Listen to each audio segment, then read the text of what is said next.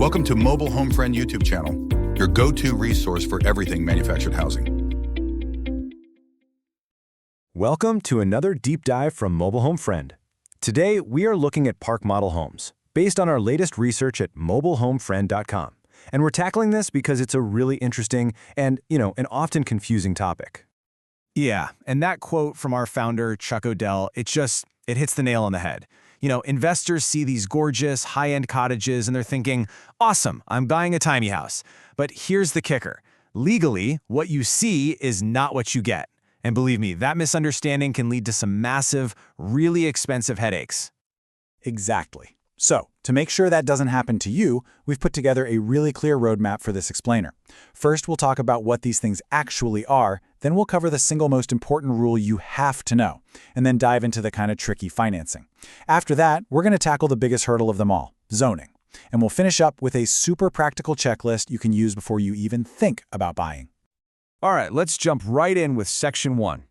This is where we're going to break down that huge gap between how these homes look and, well, what they actually are on paper.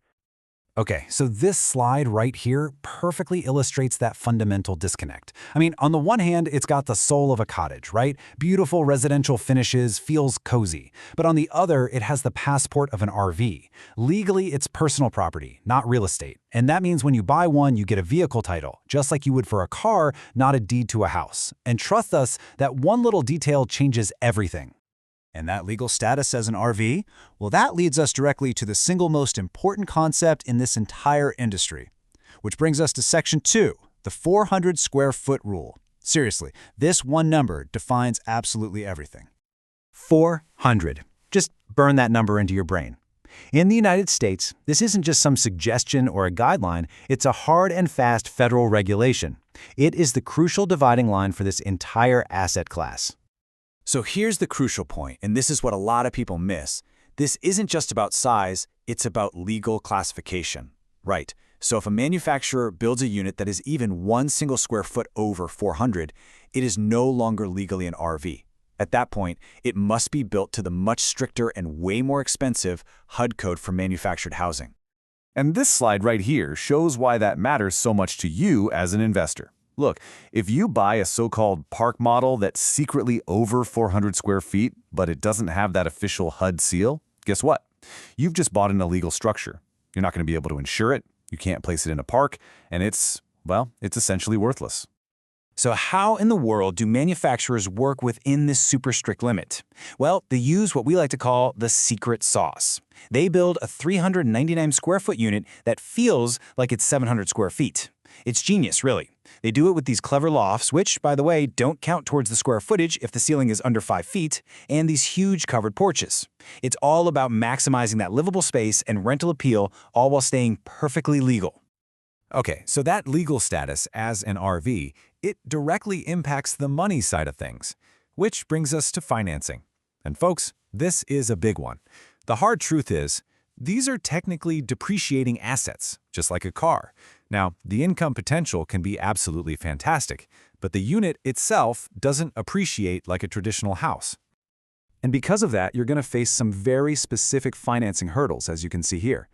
First off, you cannot get a standard 30-year mortgage, period.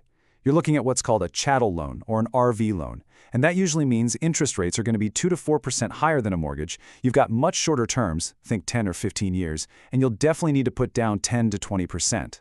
So just to be crystal clear, you can't get a regular home mortgage for one of these. Nope, completely off the table. Banks see it as a vehicle, not a house, and the loan terms absolutely reflect that reality. So that brings us to the big question every single investor needs to ask before they even think about financing. What is the real all-in cost going to be in 2026? Because I'll tell you right now, the sticker price is just the beginning. Yeah, this table really breaks it down. The purchase price for a mid-range unit might be, say, around $90,000, but then you got to add in transport, utility hookups, skirting, steps. You can see how quickly the real cost jumps up to $110,000, maybe more. Now, if you want the full technical breakdown of all these numbers, you should definitely check out the post on mobilehomefriend.com. All right, so you've got the financing figured out. Now you're facing what our research shows is the single biggest hurdle for every single park model investor. And that's Section 4, zoning. We really can't stress this enough. Where you plan to put this home is far, far more important than the actual home you buy. And we are not being dramatic when we say this.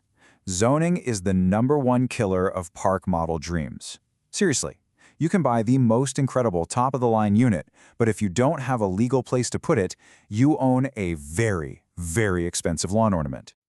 This is the classic trap that so many people fall into. They buy a piece of private land and they just assume, hey, I can put my park model here. But so many counties have minimum dwelling size rules that a 400 square foot unit just can't meet. Or they'll limit how long you can live there, maybe only 90 days at a time.